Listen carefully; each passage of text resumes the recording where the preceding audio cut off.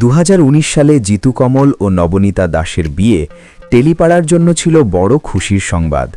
তবে সেই সুখ দীর্ঘস্থায়ী হয়নি। রিয়ালিটি শো থেকে ফেরার কয়েক মাসের মধ্যে বিচ্ছেদ ঘোষণা করা হয়।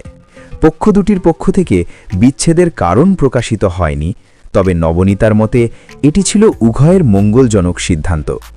2023 সালের মাঝামাঝি আইনিভাবে তারা আলাদা হন।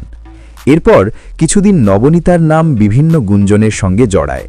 কেউ কেউ মনে করেছিলেন তিনি নতুন সম্পর্কে জড়াতে পারেন, কিন্তু সম্প্রতি নবনীতার বক্তব্য প্রকাশ্যে এসেছে।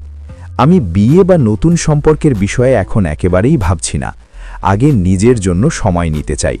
যদি তাড়াহুড়ো করি তাহলে আবার সেই পুরনো জায়গায় ফিরে যেতে হবে। নবনীতার সোশ্যাল মিডিয়ায় শেয়ারকৃত ভিডিও ও পোস্ট দেখলে বোঝা যায় তিনি জীবনধারায় স্বাধীনতা ও নিজের চাহিদার প্রতি মনোযোগ দিচ্ছেন।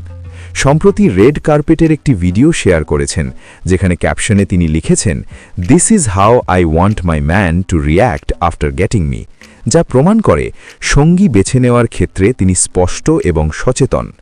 সংক্ষেপে বলা যায়, নবনীতার মন এখন নতুন বিয়ে বা সম্পর্কের দিকে নেই। তিনি চাইছেন নিজের জীবন ও পেশাগত কর্মকাণ্ডে পূর্ণ মনোযোগ দিতে। ফ্যানরা জানতে পারছেন নবনীতার জন্য ধৈর্য, নিজস্ব সময় এবং সচেতনতা এখন সবচেয়ে গুরুত্বপূর্ণ।